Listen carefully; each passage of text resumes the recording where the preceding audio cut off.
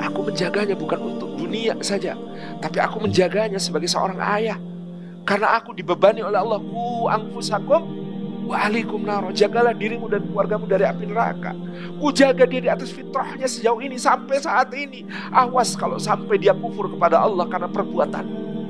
Karena begitu seorang lelaki mengucapkan qabil tu, saya terima nikahnya fulana binti fulan, ketika dia menjabat tangan seorang wali, di situ harus menyadari, memahami betapa besarnya tanggung jawab yang dialihkan ke pundaknya dari seorang ayah. Saya berhasil memisahkan si fulan dari istrinya. Saya berhasil merusak rumah tangga mereka. Saya berhasil membuat hancur ikatan keluarga mereka. Lalu pemimpin para setan ini mengatakan, nah ini baru prestasi. Dengan begitu, berjuang untuk menghadirkan pernikahan yang berkah, yang musyawarah, mudah, sakinah, mawaddah, warahmah, dan kemudian menjaganya dengan takwa dan ilmu, itu akan menjadi sebuah amal yang nilainya sangat besar.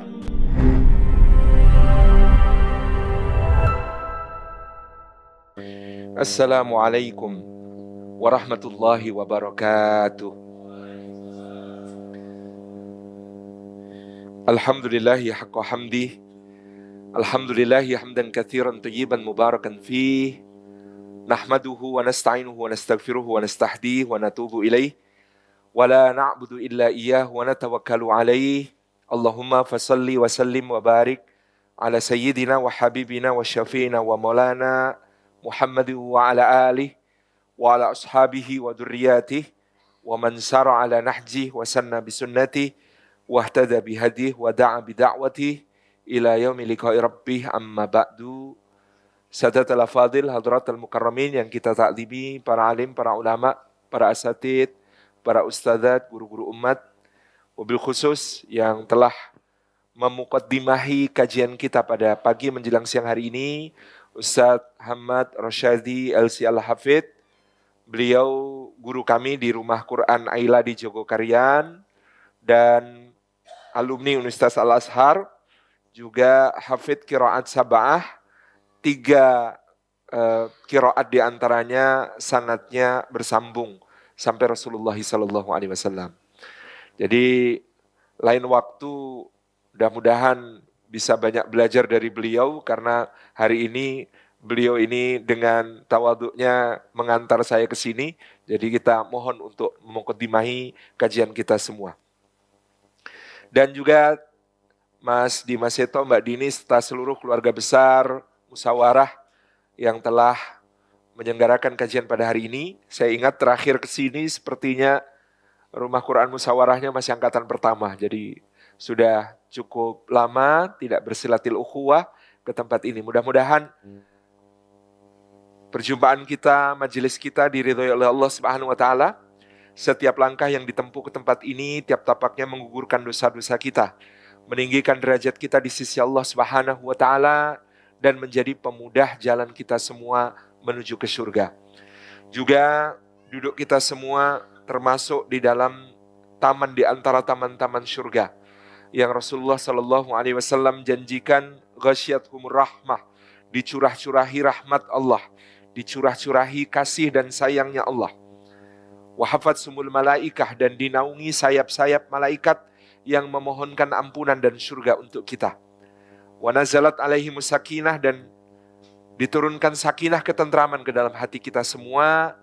Wa dzakarahumullahu fi man indah, dan disebut-sebut nama kita semua satu persatu dengan bangga oleh Allah Subhanahu wa taala pada makhluk-makhluk mulia yang ada di sisinya.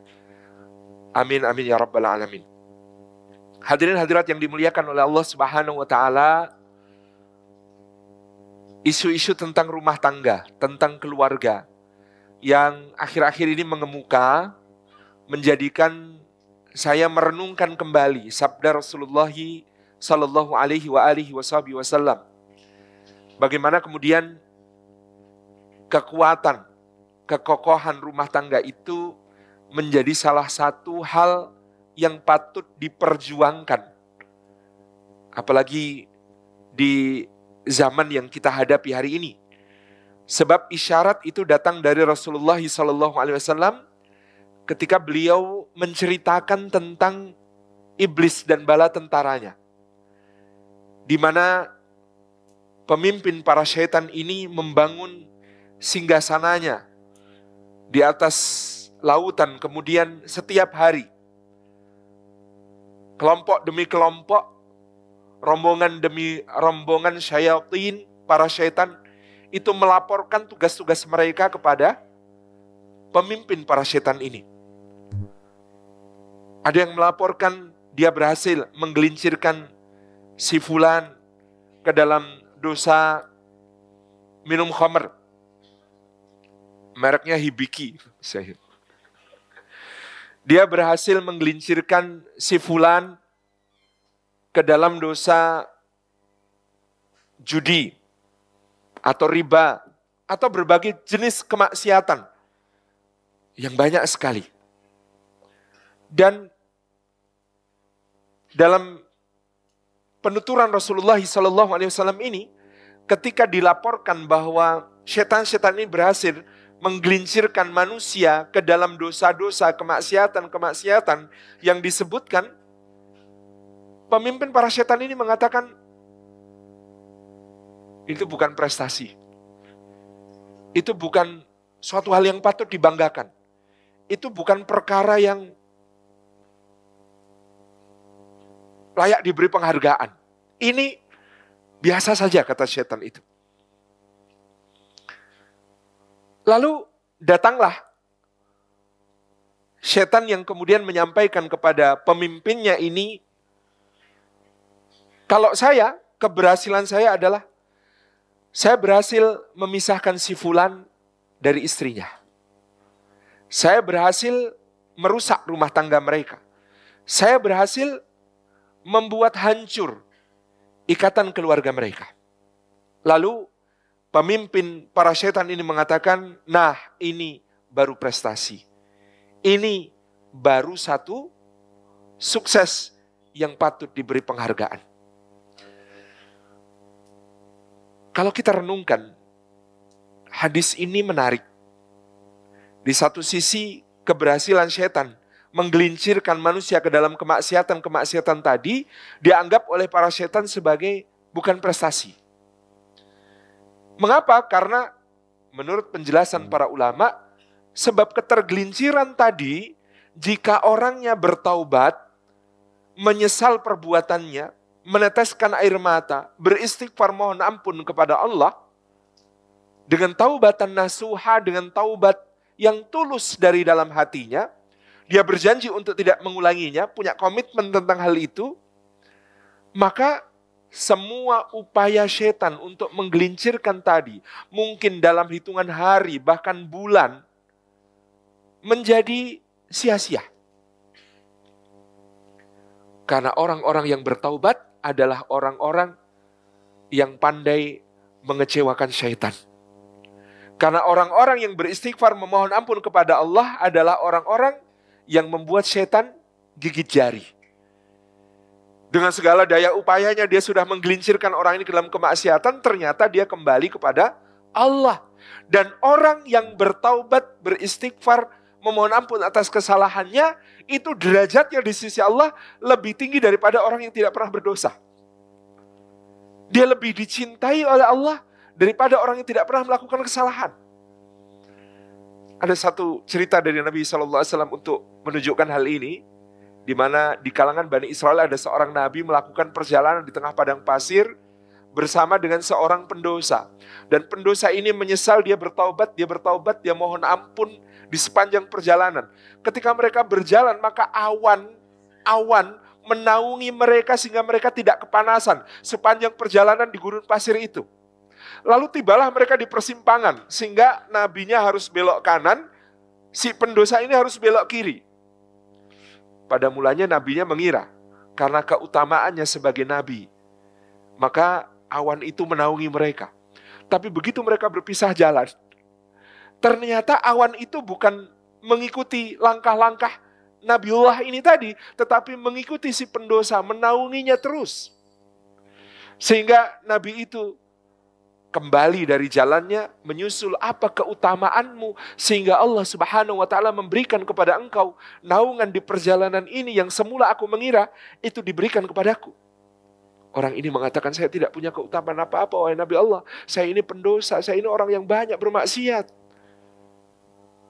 Apakah engkau sepanjang jalan beristighfar mohon ampun kepada Allah? Nah, kalau itu iya, itu dia, kata Nabi Allah ini. Nabi itu maksum, tidak berdosa, dijaga Allah dari melakukan kemaksiatan.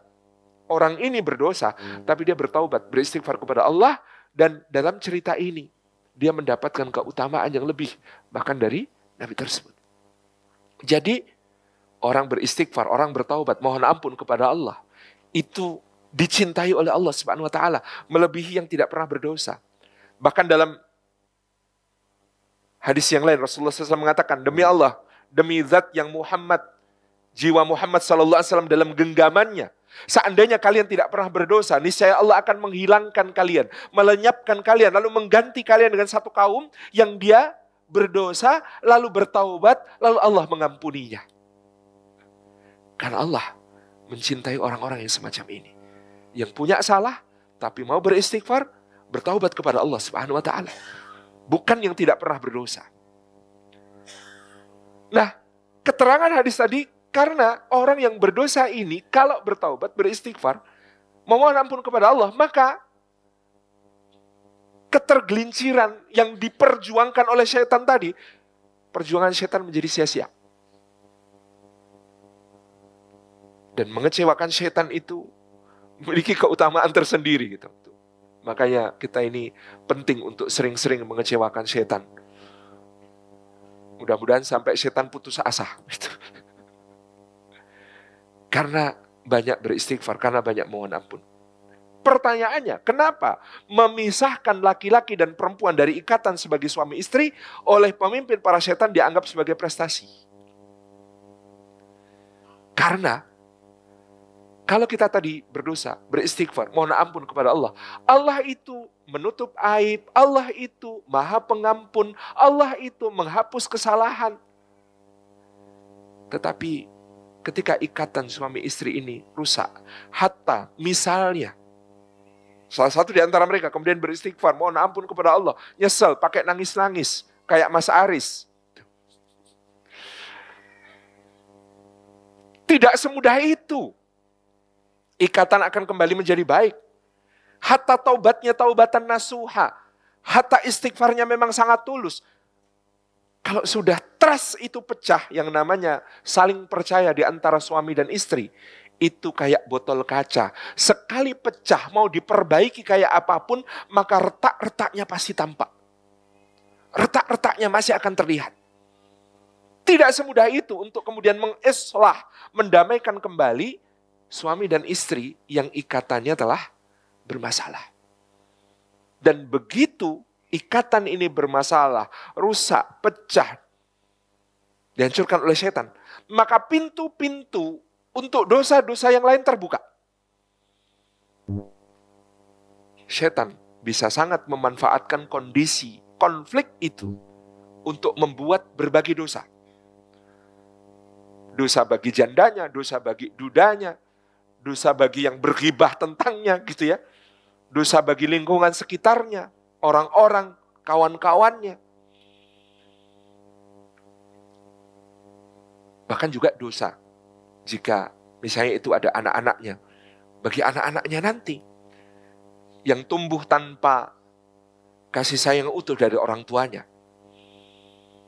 Dan ini menjadi kenyataan yang pahit, yang banyak terasa hari-hari ini dengan berbagai macam berita, dengan berbagai macam kasus. Saya kira kalau yang belum menikah menjadi trust isu tersendiri, overthinking berkepanjangan. Yang kayak begitu aja diselingkuhi, Ustadz, gimana saya? Yang secantik itu, sebaik itu saja kena KDRT, gimana saya? Dan begitu dua kebaikan ini oleh setan. Ya, jadi bagi yang sudah menikah, Maka orang akan semua mengira dengan berbagai macam isu ini bahwa rumah tangganya itu bermasalah dan sudah layak untuk diurus ke pengadilan, begitu. Pada sisi yang lain yang belum menikah kemudian menjadi tersisu dengan pernikahan, menunda, ragu, takut. Maka ini menjadi persoalan di tengah-tengah umat. Karena semakin sulit satu perkara yang baik, yang thayyib, yang halal di sisi Allah, maka akan dibukakan oleh setan kemudahan-kemudahan untuk jatuh kepada perkara yang haram. Setiap kebaikan-kebaikan, hal-hal yang halal, hal-hal yang diridhai oleh Allah itu dipersulit. Dipersulit karena persepsi. Misalnya, wah nikah sekarang jadi nggak mudah. Nikah ada trust issue-nya. Begitu ada pintu-pintu kebaikan yang dipersempit, maka pintu-pintu keburukan akan melebar. Kayak begitu ada kasus kalimat yang beredar kemudian, makanya kalau mau nikah tuh pacaran dulu yang lama biar kenal beneran gitu. Contoh. Makanya udah nggak usah nikah aja gitu ya. Kalau mah butuhnya having fun, sampai kan ungkapannya ungkapan yang ya Rabb, naudzubillahi min dzalik, nggak usah pelihara kambing, udah beli sate aja kan gitu. Jadi begitu pintu-pintu kebaikan ini dipersempit, pintu-pintu keburukan akan melebar. Nah maka dari apa yang tadi disampaikan Nabi SAW bahwa setan itu merasa sangat berprestasi untuk bisa memisahkan suami dan istri, merusak ikatan rumah tangga, menghancurkan sebuah keluarga, maka kebalikannya, mafhum mukhalafahnya, pemahaman terbaliknya adalah dengan begitu berjuang untuk menghadirkan pernikahan yang berkah, yang musyawarah, mudah, sakinah, mawaddah, warahmah, begitu ya kata Mas Dimas. Dan kemudian menjaganya dengan takwa dan ilmu, itu akan menjadi sebuah amal yang nilainya sangat besar. Apa yang oleh setan merusaknya dianggap prestasi, berarti menjaganya adalah prestasi di sisi Allah Subhanahu wa taala. Apa yang bagi setan dianggap keberhasilan besar untuk merusaknya, maka menjaganya berarti adalah sebuah ibadah yang nilainya sangat besar di sisi Allah Subhanahu wa taala. Maka begitu isunya marriage is scary, tadi malam saya bikin postingan pakai foto pas saya akad nikah begitu ya.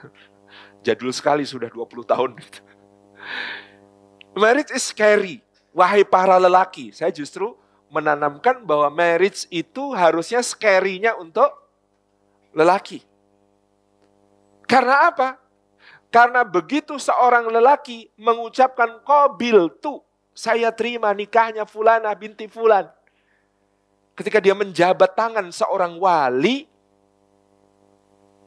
seorang lelaki di situ harus menyadari, memahami betapa besarnya tanggung jawab yang dialihkan ke pundaknya dari seorang ayah.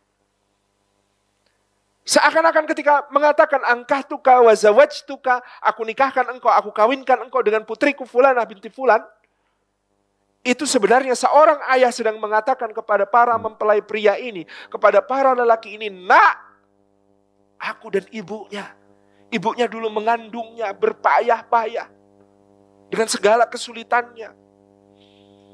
Muntah-muntah di trimester pertama, morning sickness setiap pagi. Makin gampang pegal-pegal ketika bertambah usia kehamilannya. Seluruh organ-organ dalamnya terdesak. Mengalami pergeseran-pergeseran. Makin lama berbaring tidak nyaman. Miring, pegal. Tengkurap nggak bisa.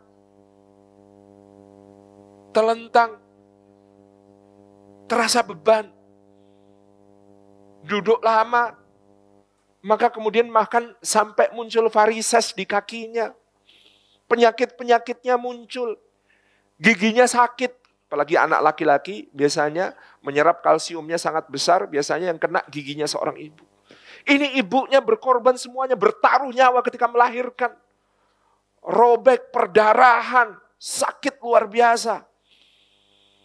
Menyusui, ketika menyusui, bahkan tidur malam semuanya kacau. Apalagi ketika sakit, tidak bisa ditidurkan, harus digendong sampai kemudian terhuyung-huyung, bersandar di tiang. Ketika menggendongnya, dibesarkan dengan tangis, dengan tawa, dengan suka, dengan duka, dengan berbagai warna hidup. Sampai dewasa lalu, kami lepas dia begitu saja untukmu, untuk berkhidmah kepadamu, untuk berada di bawah qawammu, nak. Maka seakan-akan orang tua, seorang ayah ketika itu, yang kubesarkan, yang kudidik,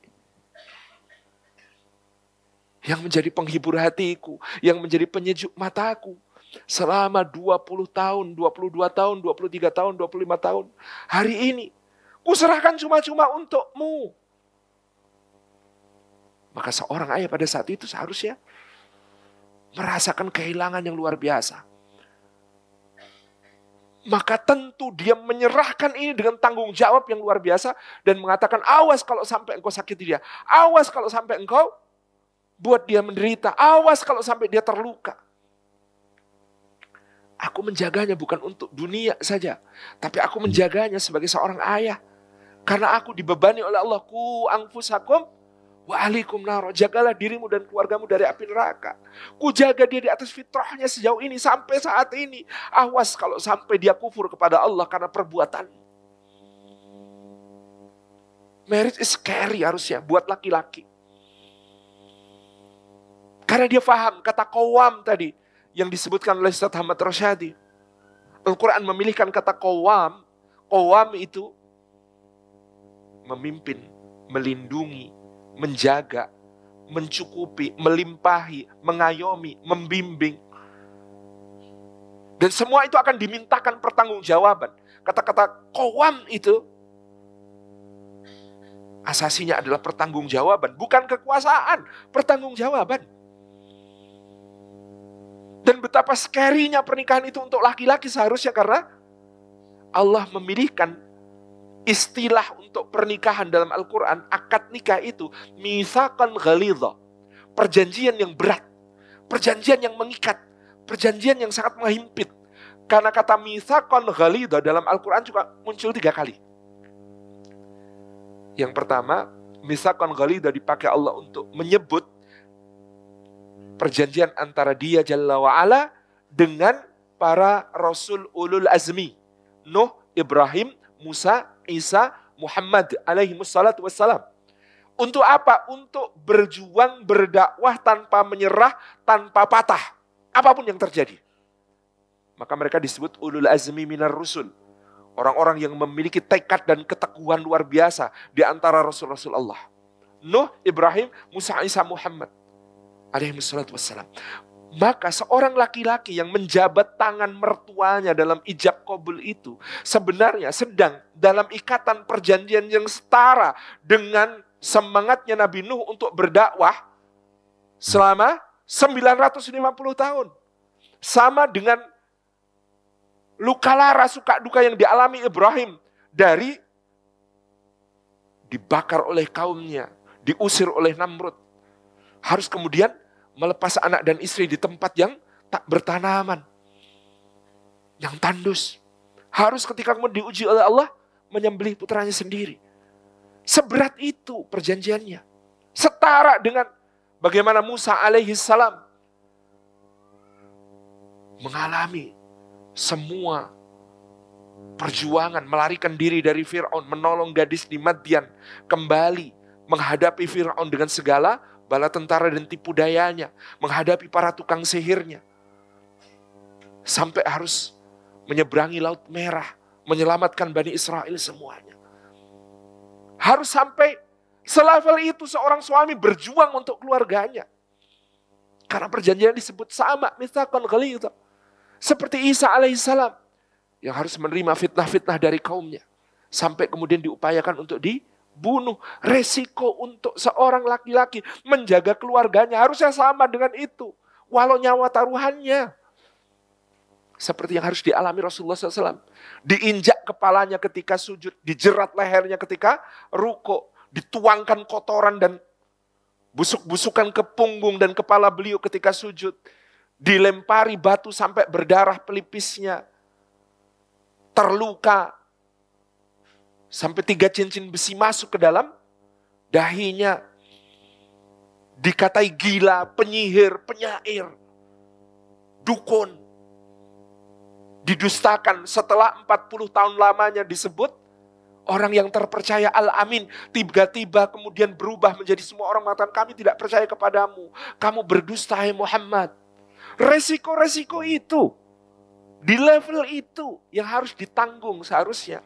Seorang suami sadar bahwa untuk mempertahankan keluarganya, dia selevel dengan itu resiko yang harus dia tanggung. Mitsaqan ghalidha itu begitu. Itu pertama. Mitsaqan ghalidha yang kedua dalam Al-Quran, itu ketika Allah mengambil perjanjian dari Bani Israel sampai mengangkat gunung Tursina di atas kepala mereka. Gimana gak scary pernikahan itu? Karena mitsaqan ghalidha artinya diangkat gunung Tursina di atas kepala mereka. Kalau sekarang pejabat disumpah dengan Al-Quran di atas kepala. Allah dulu mengambil sumpahnya Bani Israel itu dengan mengangkat gunung Tursina di atas kepalanya. Seperti itu beratnya seharusnya yang dirasakan seorang lelaki ketika mengucapkan qabiltu. Mitsaqan ghalidha. Sama istilahnya untuk menyebut akad nikah dengan 2 perjanjian itu tadi. Ini menjadikan marriage is scary, tapi kalau Anda, para lelaki, se-scary ini tadi, justru itu artinya Anda layak menikah. Karena Anda memahami seperti apa tanggung jawab itu. Ketika Allah Subhanahu wa Ta'ala menjadikan akad nikah sebagai satu perjanjian suci, akad pertama yang diperkenalkan Allah kepada manusia, kepada Adam dan Hawa ketika di surga. Maka Allah juga telah menetapkan sebesar apa seorang manusia menghormati akad ini, mensucikan akad ini, mensakralkan akad ini, maka sebesar itu pula keberkahan yang akan dilimpahkan kepada keluarganya. Karena semua persoalan rumah tangga itu 2 pangkalnya. 1 komitmen, 2 ilmu. Urusan komitmen adalah urusan tentang takwa kepada Allah Subhanahu wa Ta'ala. Kalau dia menyadari betapa besarnya tanggung jawab ini tadi, ini akan menjadi sesuatu yang berharga. Makanya ketika Imam Hasan al-Basri rahimahullah ta'ala ditanya oleh seorang bapak, wahai imam, kepada siapa kunikahkan anak perempuanku? Maka beliau mengatakan, nikahkanlah dengan seorang lelaki yang bertakwa. Karena kalau lelaki bertakwa itu mencintai putrimu, maka dia akan memuliakannya semulia-mulianya perempuan. Karena rasa takutnya kepada Allah. Tetapi bahkan kalau lelaki bertakwa itu tidak mencintai anakmu, maka lelaki yang bertakwa itu takwanya akan menjaganya sehingga dia tidak akan pernah menyakiti putrimu. Hatta ketika tidak ada cinta, dia tidak akan menyakitinya. Maka ketika kita berdoa tentang keluarga kita, dicontohkan oleh Allah dalam surat Al-Furqan. Tentang doanya para ibadur Rahman. Doanya berbunyi, Rabbana hablana min azwajina wa dzurriyyatina qurrata a'yuni waj'alna lil muttaqina imama. Hafal semua, Masya Allah. Duhai Rabb kami, anugerahkanlah untuk kami, pasangan kami, anak keturunan kami, sebagai penyejuk mata bagi kami. Bagian pertama doa ini memohon untuk kita diperbaiki kepada pasangan kita diperbaiki kepada kita, satu sama lain menjadi qurratu a'yun. Juga tentang anak-anak kita, keturunan kita, menjadi qurratu a'yun. Nyejukkan mata itu berarti sebelumnya adalah menyejukkan hati dulu, karena menyejukkan mata itu mata jendela hati. Sejuk karena apanya? Karena taatnya kepada Allah. Sejuk karena apanya? Karena ibadah yang dijalankannya kepada Allah. Sejuk karena apa? Karena akhlak mulianya. Maka kata para ulama, qurratu a'yun itu meliputi semua kebaikan dalam hubungan dengan keluarga. Qurratu a'yun itu kalimat yang merangkum kebaikan-kebaikan yang bisa diraih dalam hubungan antara suami istri dengan anak-anaknya. Satu sama lain. Tetapi pengikat yang lebih penting ada di belakangnya. Wa ja'alna lil muttaqina imama. Dan jadikan kami ya Allah terhadap orang-orang bertakwa itu imaman sebagai pemimpinnya. Ini doa aneh. Biasanya kita diajari doa, itu doanya tawadu, rendah, merasa lemah, begitu. Misalnya doanya begini. Wa ja'alna, kalau habis wudu, wa ja'alna minat tawwabin, wa ja'alna minal mutatahhirin, gitu ya. Kemudian wa ja'alna min ibadikas salihin. Kita itu diajari berdoa dengan pilihan kalimat yang rendah hati, istilah para ulama. Wa ja'alna, dan jadikanlah kami minat tawwabin, termasuk satu di antara banyak orang yang bertaubat. Jadi yang tawabin itu banyak ya Allah. Maka jadikan aku satu di antara mereka ya Allah. Gitu kan? Wa ja'alna minal mutatahhirin. Yang bersuci, yang mensucikan diri itu banyak ya Allah. Tolong ya Allah aku jadikan termasuk di antara mereka. Wa ja'alna min ibadikas sholihin. Dan yang menjadi hamba-hambamu yang soleh itu banyak ya Allah. Jadikan aku termasuk satu di antara hambamu yang soleh itu ya Allah. Tapi doa ini aneh. Wa ja'alna lil muttaqina imama. Tidak wa ja'alna minal muttaqin. Bukan wa ja'alna minal muttaqin. Bukan ya Allah jadikan aku termasuk orang yang bertakwa ya Allah. Yang bertakwa banyak. Aku tolong dijadikan satu di antara mereka saja ya Allah. Enggak. Doa ini ambisius sekali. Doa ini doa yang ambis banget. Karena kita diajari untuk berdoa wa ja'alna lil muttaqina imama. Jadikan kami sebagai imam, sebagai pemimpin bagi orang-orang bertakwa. Maka ini doa yang sebenarnya kita tidak pernah boleh lewatkan. Karena ini doa yang diajarkan oleh Allah langsung kepada kita dalam Al-Quran. Dan doa ini doa yang paling ambisius tadi.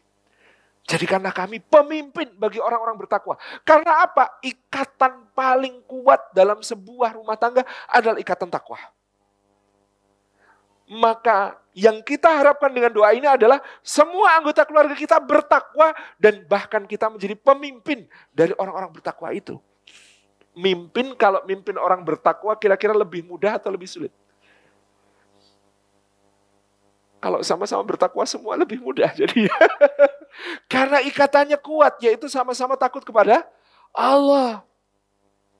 Jadi diingetin tentang Allah tuh selesai gitu. Istriku, kamu boleh marah-marah.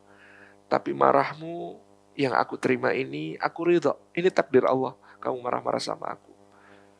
Tapi kalau sudah marahmu kau lampiaskan dan aku ridho, aku minta maaf atas kesalahanku. Yuk, bareng-bareng kita kembali pada Allah. Sholat bareng yuk, langsung nyambung. Tapi kalau yang dipimpin nggak bertakwa, yang memimpin juga nggak takwa, masalah bisa makin menjadi masalah, makin menjadi besar. Kalau pemimpinnya, suaminya takwa, istrinya takwa, suaminya ada salah, istrinya mengingatkan, bang, ingat Allah bang, takut sama Allah bang, astagfirullah, iya dek ya, makasih ya dek ya. Itulah kenapa permintaan ini, permintaan yang sangat penting, gak boleh kita lewatkan. Wa ja'alna lil muttaqina imama. Karena takwa ini ikatan paling kokoh untuk rumah tangga.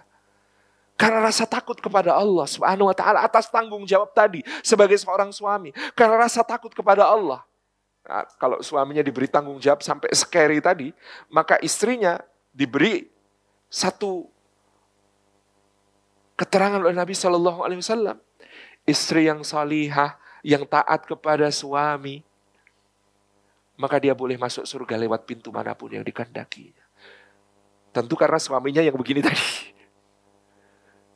Dan istrinya kemudian taat kepada suami yang seperti ini. Yang imamul muttaqin seperti ini. Yang imamnya orang bertakwa seperti ini. Maka istrinya taat, masuklah dari pintu surga manapun yang kau kehendaki.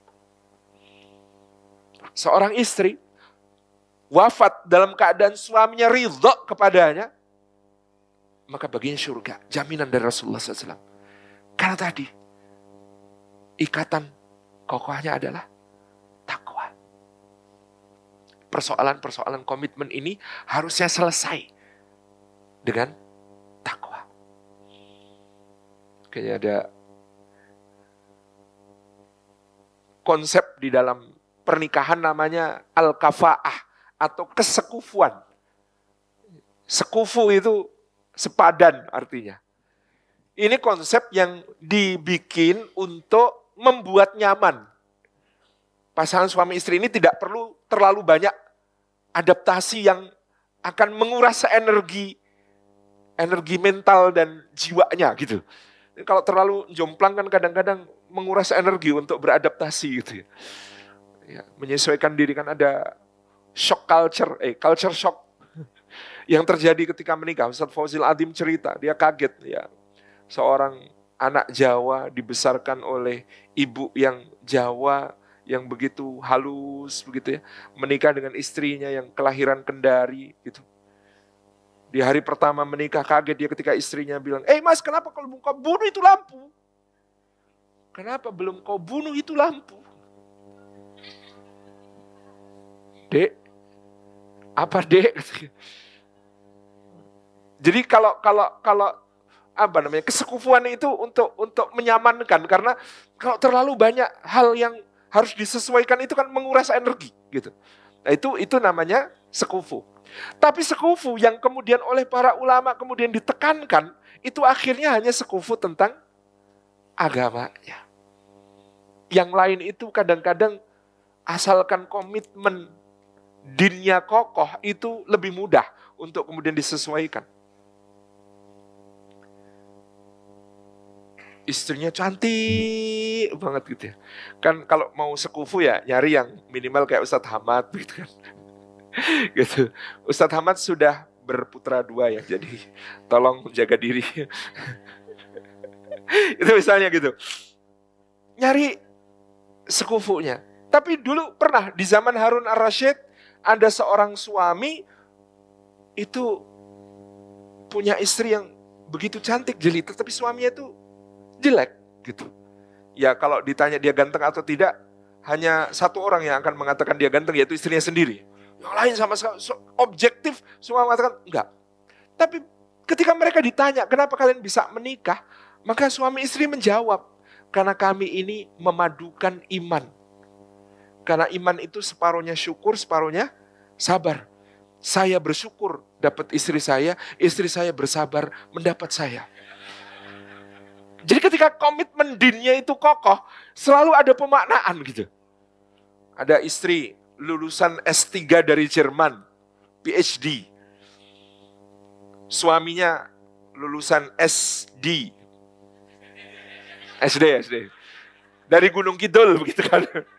Lalu menikah. Ini sih nggak sekufu Ustaz. Iya, tapi ternyata mereka punya komitmen. Suaminya bilang, Dek, kalau ngomong jangan cepet-cepet ya, Dek. Aku tuh prosesor edisi lama, SD Impress zaman Pak Harto. Gitu. Istrinya, enggak apa-apa Mas, yang penting Masya Allah, Mas ini suami saya, imam saya, kawam saya ini apa Mas? Cuma S3. Mas beli aja Samsung, itu sudah S23. Jadi ketika kemudian ada komitmen, maka terjaga. Tapi kalau sekufu dalam soal din, itu para ulama mengatakan ini yang harus diupayakan. Maka kepada para laki fatfar bidati din taribat yadak. Kamu pilih perempuan yang beragama. Niscaya kamu akan beruntung. Maka kepada wali para perempuan dikatakan, kalau datang kepadamu seorang lelaki yang kamu ridhoi agama dan akhlaknya, lalu kamu tidak nikahkan dengan anak perempuan yang ada dalam kewalianmu, maka akan menjadi fitnah di bumi. Jadi memang akhirnya para ulama merekomendasikan ukurannya di situ.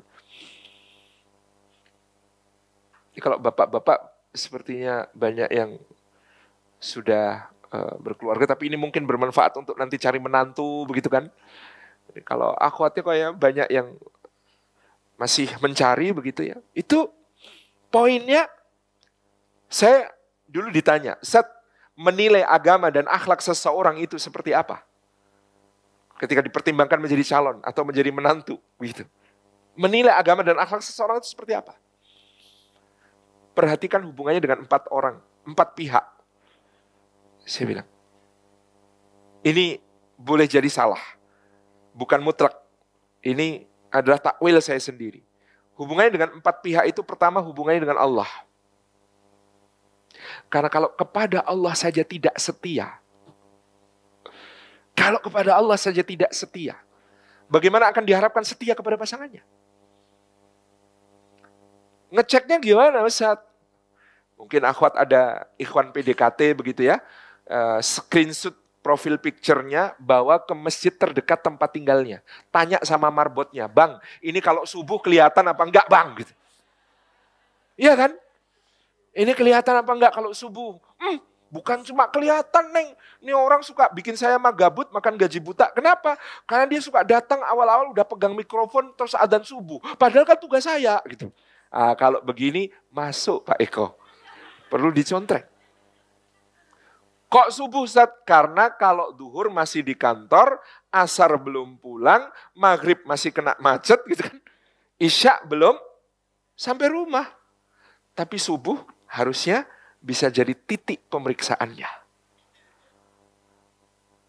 Yang kedua, hubungannya sama orang tuanya. Terutama ibunya. Ini saya sering dipertanyakan, Ustaz, tapi ada yang sayang banget sama ibunya. Saking sayangnya terus sama istrinya kalah terus. Gitu. Enggak harusnya. Karena dia tahu proporsinya seperti apa menyayangi ibu, menyayangi istri. Dalam bentuk yang tidak selalu sama. Kayaknya ada yang tanya gitu ya. Ikhwan lagi mau menikahi seorang akhwat, pengen ta'aruf, dia ngecek ke tetangganya, tetangga tempat tinggalnya. Bu, tahu mbak ini enggak, Bu? Tahu, Dek. Kenapa? Pernah enggak ibu lihat mbak ini, tetangga sebelah ini, bentak ibunya? Oh, enggak pernah, Dek. Itu kalau berangkat ke kantor, Dek, itu di halaman ibunya lagi nyapu, dia cium tangan ibunya, kepalanya dielus-elus didoain, terus dia dada-dada, jalan ke pagar aja jalannya mundur. Saking sayangnya sama ibunya. Misalnya begitu. Sudah kan, dicontreng lagi, masuk gitu. Hormat kepada orang tua seperti itu. Tentu beda dengan orang yang sayang sama ibunya. Dia sayang banget sama ibunya, apa buktinya? Sampai sekarang masih disuapin sama mamanya. Bukan itu. Bukan itu. Tapi yang seperti ini tadi. Yang ketiga, hubungannya sama teman-temannya. Karena almar'u ala dini khalilihi. Orang itu bisa dinilai dari teman-teman akrabnya seperti apa. Ya kayak gitu. Circle-nya seperti apa. Tentu Anda harus bedakan dengan orang yang cari endorsement. Dia mau ta'aruf sama seorang ukhti. Nah, terus rajin jadinya datang kajian, foto sama ustadznya dikirim gitu. Itu tidak berarti circle-nya bagus. Karena ketemu di kajian, lalu foto, lalu dikirim, itu tidak sama dengan pergaulannya. Tapi teman akrabnya. Nah, dari teman akrabnya kita juga bisa tahu, dia ini tepat janji atau tidak, ngomongnya jujur atau tidak, kalau pinjam duit ngemplang atau bayar tepat waktu. Kan gitu. Kalau pas jajan suka nraktir atau minta ditraktir terus. Gitu. Kita tahu dari situ. Teman akrab. Yang keempat, hubungannya sama anak kecil. Ini tambahan saya, tetapi saya menganggap penting. Karena apa? Karena Anda memilih suami atau memilih istri bukan cuma untuk diri Anda, tetapi untuk menjadi ayah dan ibu bagi anak-anak Anda. Oh, Anda bisa milih siapapun untuk menjadi pasangan Anda. Tapi anak-anak kita kan tidak bisa milih dari bapak dan ibu seperti apa dia dilahirkan. Maka tugas itu menjadi beban kita. Karena anak kita nanti boleh mempertanyakan kepada kita, kenapa saya dilahirkan dari seorang ibu seperti ini? Bapak nih milih ibu untuk saya saja kok enggak bener gitu. Ibu nih milih bapak buat saya kok enggak bener. Itu anak-anak kita bisa mempertanyakan. Maka karena tanggung jawab itu pada kita penting untuk memahami seperti apa hubungannya sama anak kecil ini. Makanya guru TPA, guru TPQ itu recommended gitu. Ya, tugas saya kan mengendorse sesama gitu ya. Guru TPA, guru TPQ, hubungannya akrab sama anak kecil itu penting gitu. Karena kita tahu dia akan menjadi bapak, dia akan menjadi ibu dari anak-anak kita. Pertimbangkan itu sebagai wasilah. Tentu tidak ada yang sempurna. Tapi kan kadang-kadang kita mempertimbangkannya soal kepribadiannya gitu ya. Punya mobil pribadi atau tidak, punya rumah pribadi atau tidak. Ya, punya jet pribadi atau tidak gitu kan. Misalnya gitu. Jadi bukan itu ternyata. Tapi emang nggak boleh nanya pendapatan? Boleh. Tapi jangan cuma terpaku pada gaji. Karena tidak semua gaji adalah rizki dan tidak semua rizki hanya berbentuk gaji. Ada orang dengan potensi rezeki yang bagus meskipun gajinya tidak banyak. Saya punya kawan dulu di Jogja, dia ini ngajar ngaji kemana-mana, Masya Allah. Tugasnya tuh ngajar ngaji aja. Ngajar ngaji ke anak-anak kecil, Masya Allah akrab, bagus, sama ibunya bagus. Di tengah masyarakat dia itu disayang gitu. Sehingga apa yang terjadi? Ketika satu saat di dekat kampungnya itu berdiri sebuah perumahan mewah. Dikembangkan oleh seorang pengembang tingkat nasional. Jadi ada perumahan mewah di situ. Kemudian di tengah perumahan mewah itu dibangun masjid sebagai fasilitas umum, samping masjid itu dibikin rumah marbot yang bagus banget. Begitu pengembang bermusyawarah dengan tokoh-tokoh masyarakat, siapa ya yang kira-kira ditunjuk jadi marbot untuk ngurus masjid ini? Maka seluruh tokoh masyarakat itu aklamasi. Si Mas Ustadz itu, akhirnya dia ditempatkan di situ. Ngajar ngaji, adzan, iqomah, datengin jamaah untuk bikin program-program yang bagus. Sampai akhirnya satu hari dia itu karena memerlukan mobil untuk operasional di masjid, dia pinjam mobil milik salah satu pemilik rumah di perumahan itu, dipakai. Ternyata begitu mobilnya dipakai, orang yang mobilnya dipakai ini ketagihan. Mas Ustadz, mobil saya kapan dipakai lagi? Kalau habis dipakai Mas Ustadz itu kayak ada wangi-wangi beda gitu. Terus mobilnya juga jadi halus, enak. Kapan pakai mobil saya lagi Pak Ustadz untuk kegiatan masjid? Tetangga sebelahnya protes. Jangan mobil dia terus Mas Ustadz. Mobil saya kapan? Harus pakai mobil saya juga loh. Sebelahnya dijadwal Mas Ustadz. Bapak itu mobil hari Senin, ini mobil hari Selasa, saya Rebo ya. Oh saya Kamis, Jumat. Ustadz ini tiap hari akhirnya ganti mobil. Kemana-mana ganti mobil, tiap hari ganti mobil. Sementara para pemilik mobil mewah di perumahan mewah itu, kalau berangkat bekerja, naik sepeda sesuai anjuran dokter. Jadi kalau soal rezeki itu kadang-kadang Allah tuh baginya bercanda sama kita gitu. Untuk kita pahami ada orang yang potensi rezekinya itu jauh lebih besar daripada gajinya. Gitu. Nah ini misalnya bagaimana kemudian kita memahami bahwa komitmen ini nomor satu. Dan itu terwujud pada bagaimana dia memperlakukan hubungannya dengan Allah, hubungannya dengan orang tuanya, hubungannya dengan teman akrabnya, hubungannya dengan anak kecil. Karena dia akan membentuk sebuah hubungan di dalam keluarganya nanti yang oleh Al-Quranul Karim digambarkan. Ini karena kita waktunya terbatas, saya pilih salah satu kosakata Quran untuk menggambarkan hubungan di antara suami dan istri yang justru kita ambil dari ayat puasa.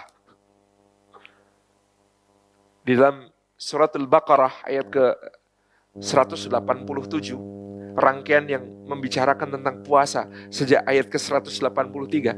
Di situ ada kata-kata begini. Jadi ini konteksnya lagi-lagi komitmen kepada Allah, puasa.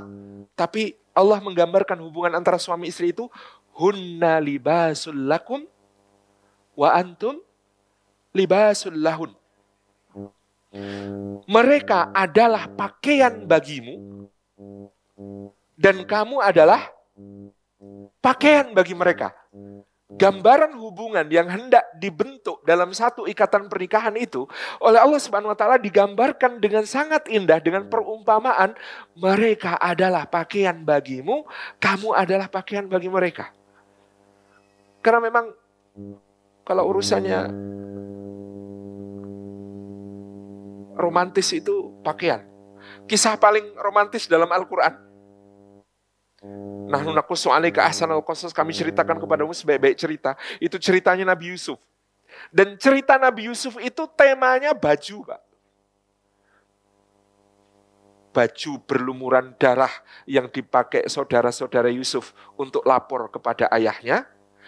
Baju yang sobek di belakang untuk membela bahwa Yusuf tidak bersalah. Baju berbau keringat Yusuf yang dilemparkan ke wajah ayahnya, lalu penglihatannya kembali. Cerita surah Yusuf itu kalau diringkas, cerita tentang 3 buah baju. Gitu. Makanya orang itu kalau belum menikah itu kayak belum pakai. Anda yang ngomong. Karena hunna libasul lakum wa antum libasul lahun. Mereka adalah pakaian bagimu, kamu adalah pakaian bagi mereka. Kalau kita renungkan, apa fungsi pakaian? Fungsi pakaian, yang pertama, untuk menjaga, melindungi dari bahaya dari luar. Panas, hujan, angin, duri, ranting-ranting tajam, cuaca, melindungi dari luar. Maka yang diharapkan oleh din ini dari suami istri adalah hubungan yang saling menjaga. Suami menjaga istrinya, istri menjaga suaminya. Itu yang ditekankan. Saling menjaga. Bukan justru saling menyakiti. Bukan justru saling membahayakan. Gak boleh. Jadi kalau suami dan istri kok sudah saling membahayakan, saling mengancam, itu sudah kehilangan makna. Kamu adalah pakaian, mereka adalah pakaian bagimu, kamu adalah pakaian bagi mereka. Jadi bahkan suami istri itu kalau bisa satu pihak menghadapi apapun bersama-sama. Jadi kita nih bahkan dalam ujian yang paling berat sekalipun itu kayak naik roller coaster. Kalau naik roller coaster di saat yang paling tinggi dan mengerikan, jangan malah lompat keluar. Apa yang harus dilakukan? Peluk lebih erat, genggam lebih erat. Harus satu pihak. Maka dalam komunikasi kan juga harus begitu. Suami dan istri itu, ini tugas suami nih. Tugas suami ketika istrinya curhat, ketika istrinya mengadukan masalah, tuh kadang-kadang gak usah ngasih solusi. Cukup ulangi apa yang dia katakan untuk meyakinkan bahwa kita satu pihak dengan dia. Misalnya istrinya curhat, ya Allah, ini barangnya belum sempat aku check out, udah hilang, udah habis. Ya, itu suami nggak usah langsung ngasih solusi dengan mengatakan, kan bisa cari toko lain. Enggak, bukan itu yang diharapkan istri. Yang diharapkan istri adalah pembelaan. Maka yang dilakukan suami itu simple, ulangi saja kata-katanya. Ya Allah, iya ya, udah terlanjur diambil orang ya. Iya enggak? Tuh. Tugasnya suami itu cuma mengulangi apa yang dikatakan istri, nggak usah repot-repot, nggak usah nyari solusi, nggak usah mikir dalam-dalam. Ulangi aja kata-katanya. Iya padahal barangnya bagus banget. Sama, iya ya padahal barangnya bagus banget ya. Cuma gitu aja tugasnya. Iya nih warnanya juga warna kesukaan aku loh. Sama. Jangan bilang, emang gak ada toko lain? Jangan dulu. Tetap ulangi aja. Iya ya warnanya warna kesukaan kamu banget ini mah. Tugasnya begitu. Apalagi? Terus dia bilang apa? Aduh jadi nyesel banget Kang. Kenapa sih kemarin gak langsung aku check out sih? Iya ya, kemarin kenapa nggak langsung di check out ya? Gitu aja tugasnya suami itu. Simple kan gitu ya, pokoknya harus berpihak gitu. Jangan pernah mencoba menjadi tokoh antagonis di cerita istri Anda. Itu penting. Jangan pernah mencoba menjadi tokoh antagonis di cerita istri Anda. Tugas kita itu untuk menjadi pemeran pembantu. Mendukung dia gitu. Karena sebenarnya istri yang curhat begitu bukan butuh solusi. Dia udah tahu solusinya, kan tinggal search lagi. Tapi kan itu butuh proses untuk melegakan kekesalannya itu loh. Dan itu yang penting harus difahami seorang lelaki. Aduh, terus gimana dong? Apa tugas suami? Iya ya, gimana ya? Gitu aja. Gitu aja. Simple. Nanti lama-lama dia akan ngomong, kalau gitu aku cek di toko lain deh. Tadi kan toko hijau, ini yang toko oranye gitu kan. Oh iya ya, bisa ya. Coba cek di toko oranye. Lalu dampingi di sampingnya. Udah selesai. Tapi coba Anda menawarkan dari awal birang. Aduh, belum di check out malah udah hilang nih. Alah gitu aja, cari di toko yang sebelah aja. Apa sih mas, kamu nggak tahu ya? Aku dari kemarin nunggu-nunggu ini. Panjang nanti ceramahnya. Sekali lagi, jangan mencoba menjadi tokoh antagonis di cerita istri Anda. Ini kan kunci simple, tapi banyak lelaki nggak ngerti. Gitu. Jadi tugas suami itu bukan mentang-mentang Anda kawam, Anda kan kayaknya pengen, akulah pemberi solusi. Akulah yang akan menyediakan segala solusi untukmu. Aku bisa. Bukan. Tugas Anda bukan itu. Tapi hunna libasul lakum wa antum libasul lahun. Bela dia di saat itu. Maka tidak boleh suami dan istri saling menjatuhkan di depan orang, di pihak lain. Kenapa telat datang? Tahu sendiri. Kan ada yang dandanya 3 jam. Gak usah bilang gitu. Coba perhatikan. Betapa Rasulullah itu memberikan contoh kepada kita ketika beliau bersabda, khairukum khairukum li ahlihi wa ana khairukum li ahli.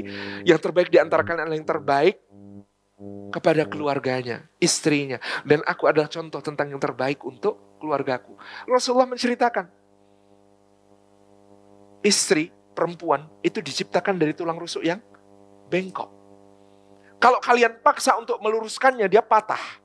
Tapi kalau kalian biarkan, dia tetap bengkok. Nah, gimana caranya meluruskan tanpa mematahkan? Itu seni yang paling harus dipelajari laki-laki. Meluruskan tanpa mematahkan. Gak mudah. Maka ada sebuah buku tebal banget. Judulnya Seni Memahami Perempuan. Dibuka dari halaman awal sampai halaman akhir, kosong. Penulisnya juga gak paham masalahnya. Tidak mudah. Ini cerita masyhur. Ini cerita masyhur. Tapi mudah-mudahan kita bisa dapat insight sudut pandang baru. Jadi satu hari Rasulullah SAW itu ada tamu di rumah. Tamu datang. Tamu itu ditemui oleh Nabi, diajak berbincang-bincang di beranda rumah ibunda kita Aisyah radhiyallahu anha. Kan sebenarnya Rasulullah itu tidak punya rumah. Adanya rumah istri-istri beliau. Rumah Aisyah, rumah Hafsah, rumah Sofiyah, rumah Zainab gitu kan. Jadi kalau mau minta suami untuk mengatasnamakan sertifikat rumah ke istri itu ada dalilnya gitu. Diterima Rasulullah di beranda rumah Aisyah, ngobrol, sudah cukup lama ngobrolnya, ternyata belum ada hidangan keluar untuk menjamu mereka. Nah, ada istri Nabi SAW yang lain yang lebih senior, lebih peka, lebih faham, penuh inisiatif. Namanya Sayyidah Ummu Salamah. Rumahnya ada di seberang rumah Aisyah. Dia lihat, itu dari tadi Rasulullah ngobrol sama tamu kok belum ada hidangan ya. Dia berinisiatif bikin hidangan, selesai dia panggil jariyahnya, dia panggil pembantunya, antar ini kepada Rasulullah dan para tamunya. Berangkatlah pembantu itu, diantar, disuguhkan kepada Nabi SAW. Nabi senang sekali. Akhirnya ada istriku yang faham kalau ini perlu dijamu. Maka beliau mengucapkan terima kasih, mendoakan pembantu itu dan mendoakan Ummu Salamah dengan doa-doa kebaikan yang panjang. tamu-tamu dipersilahkan. Tafadholu, kulu, silakan. Ayo. Ketika tamu-tamu itu sedang menjulurkan tangannya untuk mengambil hidangan yang ada di piring besar itu, pemilik rumah, siapa? Ibunda kita Aisyah keluar dengan wajah merah. Karena memang bilang Khumaira, kemerah-merahan. Dan kalau marah benar-benar merah. Apa yang terjadi pada Aisyah? Satu, merasa dilanggar kedaulatannya. Ini rumahku, itu tamuku. Siapa yang berani-beraninya memberikan mereka suguhan tanpa seizinku? Ya kalau aman, belum lewat screening nih. Kalau ada apa-apa gimana? Satu, merasa dilanggar kedaulatannya. Yang kedua, merasa apa? Cemburu. Aku belum pernah didoain sebagus itu tadi sama Rasulullah. Keluar, mendekati para tamu yang sedang hendak menikmati hidangan itu. Dan ibunda kita Aisyah dengan spontan marah, dia tampar piring itu. Piring berputar di udara. Kemudian jatuh. Perang. Pecah berantakan, hidangannya berhamburan. Kalau rumah tangga Anda belum sampai level ini, insya Allah rumah tangga Anda baik-baik saja. Rumah tangganya Rasulullah yang pecah piring di depan tamu begini saja baik-baik saja kok. Jadi mari kita tingkatkan standar rumah tangga kita.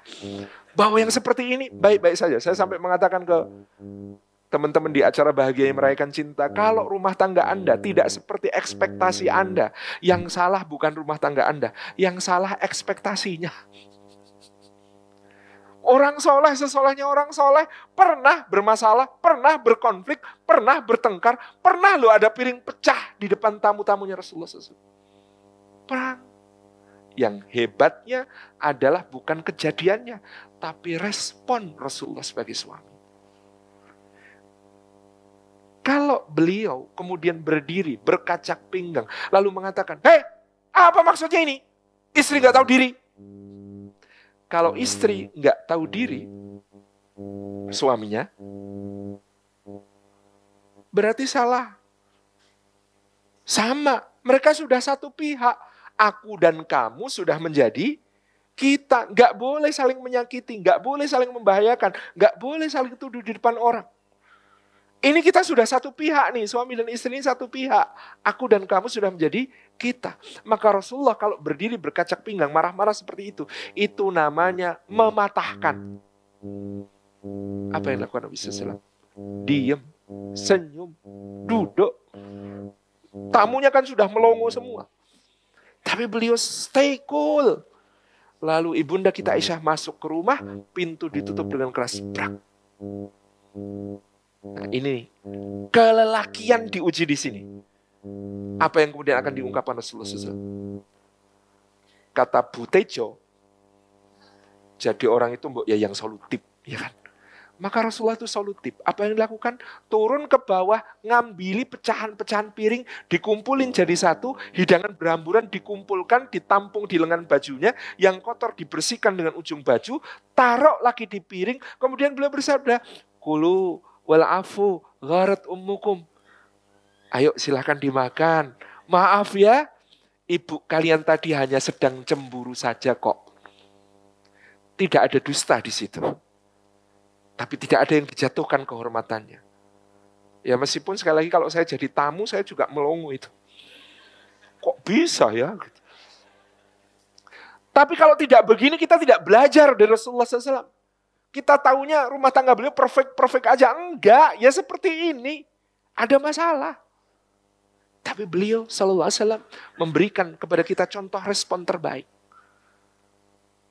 Enggak boleh jatuhin istri di depan orang. Karena kita satu pihak, aku dan kamu jadi kita. Hunna libasul lakum wa antum libasul. Dia sudah menjadi pakaian kita pakaian dia. Dah. Akhirnya apa yang terjadi? Orang itu kalau habis memperlakukan dengan kasar orang yang disayangi, itu cuma hitung mundur. 5, 4, 3, 2, 1. Pasti apa? Nyesel. Pernah marahin anak. Sampai kita berbuat kasar. Pasti nyesel kan? Cuma nyesel itu ada dua. Nyesel lalu minta maaf, berani, atau nyesel lalu gengsi. Iya kan? Nah ibunda kita Aisyah enggak. Dia enggak gengsi. Dia merasanya ya Allah, aku tadi ngapain banting piring kayak gitu.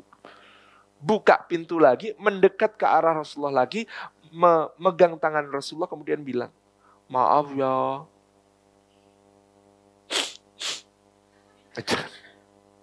Iya, kata Nabi SAW. Terus megang, kalau kita sekarang ujung jilbab, terus gimana? Nah, perhatikan kalimat Rasulullah kepada Aisyah. Kalau beliau mengatakan, udah sayang, gak usah dipikirin, pokoknya I love you. Itu namanya membiarkan tetap bengkok, tidak ada meluruskan. Tapi Rasulullah bersabda begini. Apa kata beliau? Piring diganti piring. Makanan diganti makanan. Beliau mengoreksi. Piring diganti piring. Makanan diganti makanan. Fair? Itulah yang beliau maksudkan. Meluruskan tanpa mematahkan. Dan itulah yang beliau maksudkan, khairukum li ahlihi. Sebaik-baik di antara kalian yang terbaik di antara kalian kepada keluarganya. Karena apa tadi? Satu pihak. Sudah satu pihak. Tidak boleh saling menyakiti, tidak boleh saling menjatuhkan. Yang kedua, fungsi pakaian adalah untuk menutupi yang tidak pantas dilihat orang lain. Menutupi yang tidak pantas dilihat oleh orang lain. Menutupi aurat, menutupi aib. Maka tugasnya suami dan istri saling menutup aib. Jangan malah diungkap, diceritakan kepada orang lain. Meskipun ceritanya itu dengan kondisi santai. Contoh, di kantor, di tempat kerja, dibikinan kopi sama teman kerja. Lalu ngomong, kopi bikinan kamu enak banget gak kayak bikinan istriku. Ini kalimat berbahaya sekali.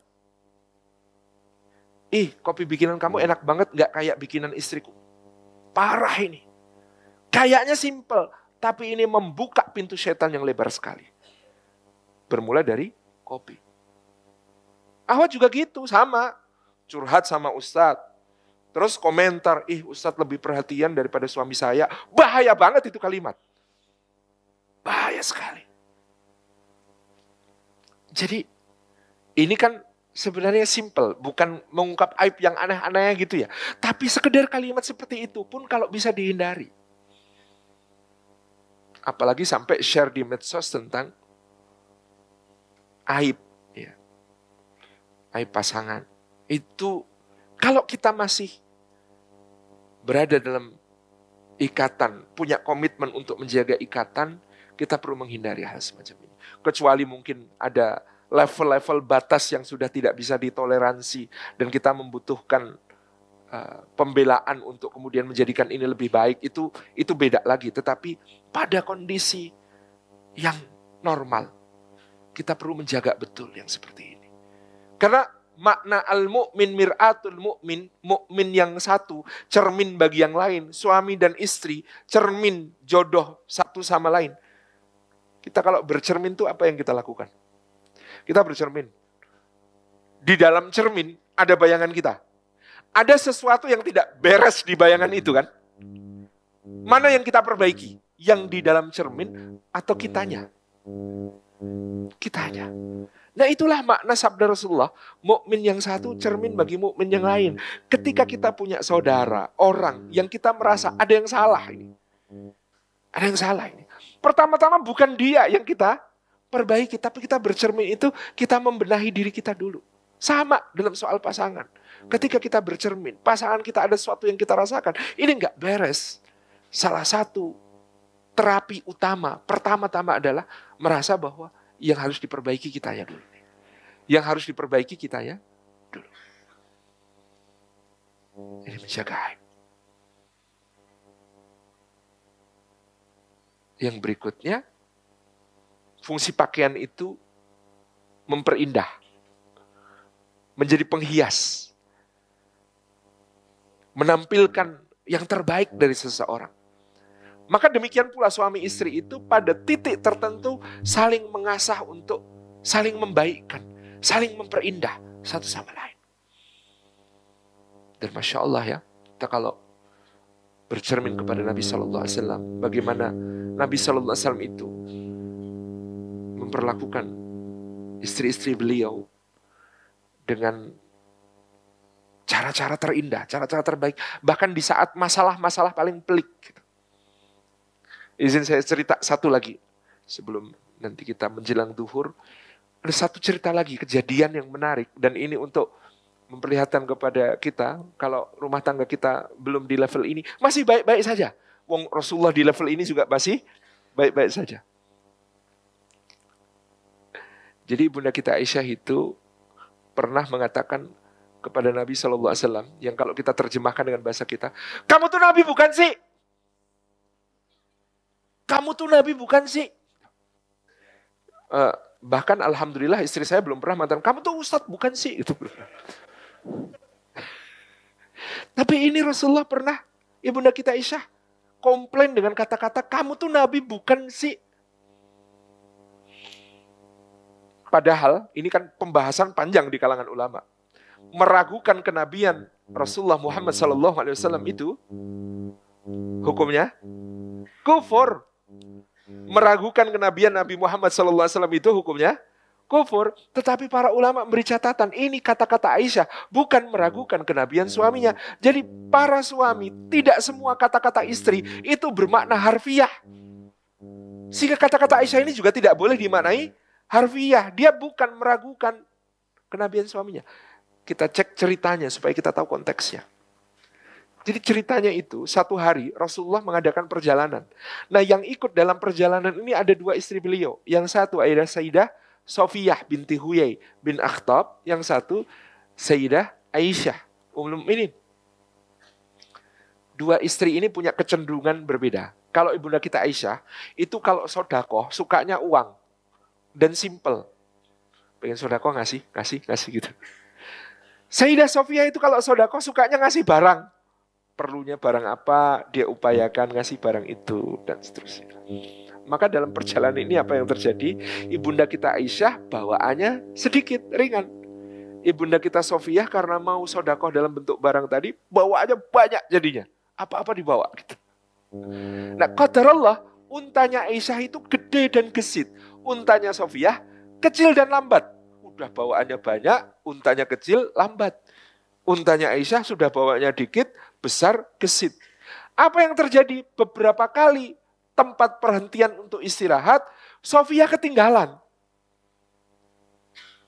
Maka di satu tempat perhentian, Rasulullah ngomong sama Aisyah, Ais, iya, gimana kalau habis ini, Ais sama Sofiyah tukeran unta.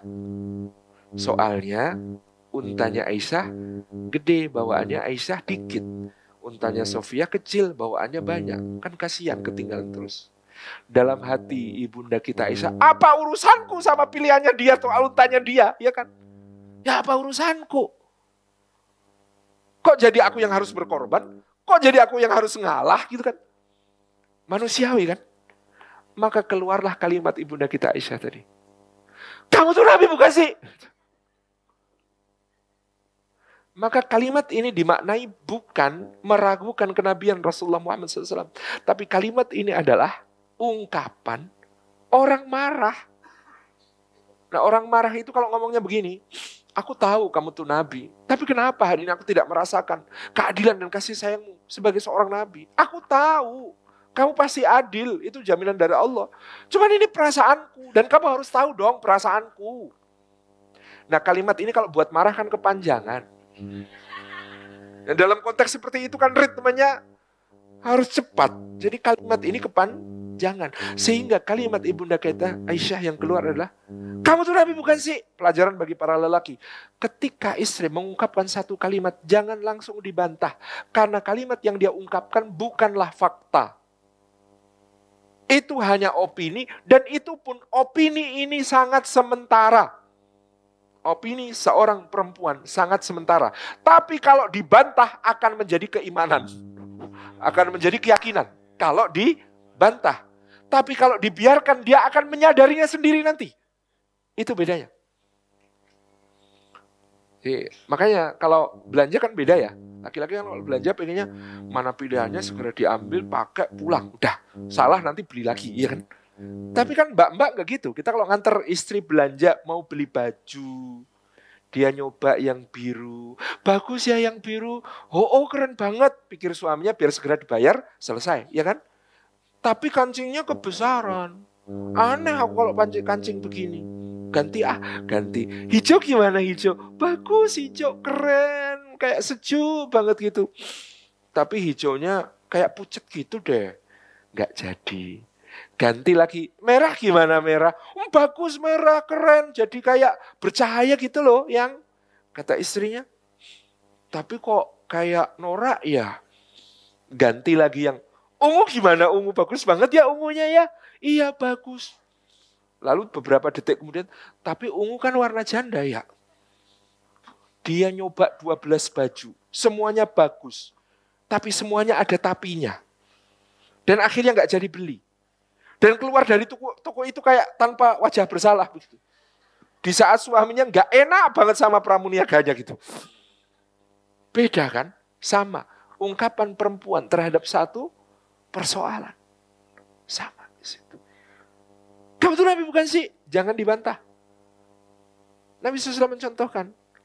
Beliau mengatakan, kalau menurut kamu, ya iya, tapi sampai pada saat itu apa yang terjadi? Aisyah itu membentak-bentak Rasulullah dan Abu Bakar, ayahanda Aisyah, mengetahuinya. Maka Abu Bakar yang turun tangan. Apa tugas mertua ketika terjadi konflik antara anaknya dengan pasangannya? Apa tugas mertua? Tugas mertua adalah belain menantu. Karena kalau dia belain anaknya sendiri, konflik akan makin besar. Tapi kalau dia belain menantu, insya Allah cepat reda. Maka Abu Bakar mendekati Aisyah. Hei bintu Umurman. Hei anaknya Umurman. Itu kalau sudah marah, Abu Bakar itu punya speech code. Jadi kalau manggil sudah binti Umurman, anaknya Umurman, itu berarti lagi marah. Kamu tidak tahu siapa yang kamu bentak-bentak. Dia kekasih Allah. Dia diem aja. Tapi kalau kekasihnya marah, celaka kita sekeluarga. Tidakkah engkau takut kepada Allah? Itu kan dimarahin sama Abu Bakar. Nah Aisyah itu paling takut kalau sama ayahnya. Paling takut. Udah gini takut. Maka tugas suami ketika lihat pasangannya dimarahi orang tuanya adalah belain pasangannya. Rasulullah melerai dan kemudian mengatakan, hei Abu Bakar, jangan marah-marah sama putrimu, sama istriku. Ini istriku loh. Ini urusan biasa saja kok di antara kami. Udah kamu gak usah ikut-ikutan. Abu Bakar taat, mundur. Aisyah masih ketakutan, dipeluk oleh Rasulullah kemudian dikatakan, tuh kan, siapa yang belain kamu? Iya, kamu. Nah, terus ketika di saat seperti itu ceritanya di riwayat ini, Rasulullah terus minta lagi, bilang, jadi untanya gantian ya. Apa? Marah lagi, ke-trigger lagi gitu. Jadi ini contoh dinamika di dalam rumah tangga Nabi Sallallahu Alaihi Wasallam yang sama dengan kita. Ada persoalan-persoalan dalam berkomunikasi dan sebagainya. Tapi perhatikan bagaimana Rasulullah memberikan contoh. Ibu-ibu juga begitu kan. Perlu mengambil apa yang diperintahkan Nabi SAW. Hati-hati wahai perempuan, perbanyak sedekah. Karena kalian ini aku perhatikan kadang-kadang mudah untuk kufur. Kata para wanita, kufur kepada siapa ya Rasulullah? Kepada Allah? Bukan. Kufur sama suami. Maksudnya, karena ada suami yang kadang-kadang sudah berbuat baik, sekian waktu, panjang. Lalu satu saat suami ini berbuat kesalahan. Satu kesalahan. Lalu satu kesalahan ini membuat si istri berkata, kamu tuh belum pernah berbuat baik sedikit pun sama aku. Kamu tuh belum pernah berbuat baik sedikit pun sama aku. Karena satu kesalahan, maka menghapus kebaikan-kebaikan suami yang dulu. Nah ini harus dihindari. Makanya Quran mengatakan, wala tangsawul fadla bainakum. Jangan melupakan keutamaan yang ada di antara kalian. Suami kita mungkin salah pada satu saat. Tapi di saat itu kalau kita mencoba mengingat. Nah iya, kalau saya sih ngamati ya, orang tua saya, Allah yarham bapak kalau sekarang sudah wafat. Mertua juga begitu. Itu lucu ya, di usia-usia lagi lucu-lucunya itu. 50-an, 60-an itu. Kalau lagi ngumpul, debat terus, bertengkar terus. Tapi coba pisahin sehari aja. Itu pasti, lah iya loh bapakmu itu. Kok ya bikin kangen ya. Artinya, kita jangan cepat menyimpulkan bahwa ada masalah besar hanya gara-gara ada persoalan ini tadi. Wala tangsawul fadla bainakum. Jangan kemudian kita melupakan ada keutamaan di antara kita. Nah, ada suami ngadu, istri saya kok kalau marah historis ya Pak Ustadz. Histeris maksudnya Mas. Bukan Ustadz, historis. Kok bisa? Dia itu kalau malah pada kesalahan saya di satu saat itu dia ingat semua kesalahan saya sejak awal pernikahan dan disebutin satu persatu. Lengkap dengan tanggal dan jamnya. Historis. Nah, ini misalnya pada kondisi-kondisi tertentu ada yang direm. Tetapi ketika itu pun terungkap, bagi suami pause dulu. Ketika mendengar misalnya komplainnya istri, belum pernah kita di komplain seperti Rasulullah dibilang, kamu tuh Nabi bukan sih? Oh itu ngeri loh kalau langsung kemudian direspon dengan respon yang bisa men-trigger lebih jauh. Tapi Rasulullah tahu saat untuk pause dulu. Karena ini waktu untuk bagaimana kita menghayati hunna libasul lakum wa antum libasul lahun. Dia pakaian bagi kita, kita pakaian bagi dia. Nah ini yang akan menjadi satu renungan bagi kita hari ini. Insya Allah mudah-mudahan Allah Subhanahu Wa Taala menjaga rumah tangga kita. Allah Subhanahu Wa Taala terus menguji. Tapi dalam ujian-ujian itu selama kita berpegang pada yang pertama rasa takut kepada Allah, dan yang kedua upgrade terus ilmunya. Kita itu untuk bekerja itu kan SD 6 tahun, SMP 3 tahun, SMA 3 tahun. Kemudian kuliah 4 tahun, S1, S2-nya 2 tahun, S3-nya 4 tahun lagi. Banyak banget yang kita gunakan untuk mencari ilmu, yang kita gunakan untuk survive dalam soal pekerjaan. Pada soal rezeki yang sudah dijamin. Nah, pada rumah tangga itu intensitas yang paling sangat intens di dalam kehidupan kita. Itu kadang-kadang kita tidak mempersiapkan. Dan tidak ada sekolahnya, tidak ada wasilah belajarnya. Nah kalau kami merasakan ya, akhirnya pembekalan ilmu, evaluasi, penyampaian ilmu tentang rumah tangga ini menjadi penting. Belajar tentang ilmu rumah tangga ini karena sering ya sebuah rumah tangga itu bermasalah bukan karena kurangnya cinta, tapi kurangnya ilmu tentang bagaimana mengekspresikan cinta, bagaimana menjaga komunikasi, bagaimana menata laksana dengan bekal ilmu itu. Insya Allah mudah-mudahan Allah berkahi, Allah mudahkan. Bagi yang sedang ada masalah, Allah berikan jalan keluar, solusi terbaik. Dan insya Allah mudah-mudahan Allah jaga rumah tangga kita sampai relationship goal kita adalah nanti masuk surga dan Allah menyambut udkhulul jannata antum wa azwajukum tuhbarun. Masuklah ke dalam surga, kamu dan pasanganmu digembirakan oleh Allah, dibahagiakan oleh Allah, dan itu janji Allah kepada kita semua. Terima kasih.